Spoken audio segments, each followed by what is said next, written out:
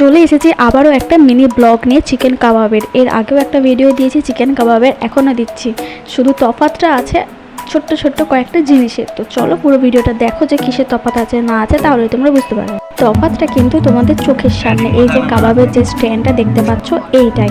কারণ আগের বারে প্রথমবার যখন বাবা এটা বানিয়েছিল তখন প্রথমে ইট পেতেছিল, তার উপরে বালি দিয়েছিল, তারপর কাঠ কয়লা যেমনভাবে করে তেমনভাবে করেছিল। কিন্তু এবারে আর সেরকম কষ্ট করতে হবে না, এবারে পুরো বড় মশা একদম স্ট্যান্ড বানিয়ে এনে দিয়েছে, যাতে এই রকম আমাদের ছোটোখাটো পার্টি সবসময় চলতেই থাকে।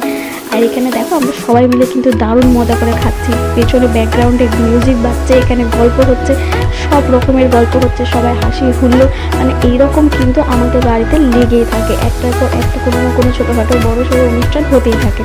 আর আমাদের কিন্তু আলাদা করে কোনো অকেশন লাগে না, আমাদের কিন্তু বাড়িতে একটা ছোট্ট করে আয়োজন করলে এত মেম্বার হয়ে যায় যে আর কোনো বড় সড়ো কোনো অকেশনের প্রয়োজন পড়ে না। আমরা কিন্তু এই ছোটো ছোটো খুশিতেই অনেকটা খুশি হয়ে যায়, সবাই মিলে যখন একসাথে থাকি তখন কিন্তু খুশিটা আরও দ্বিগুণ হয়ে যায়।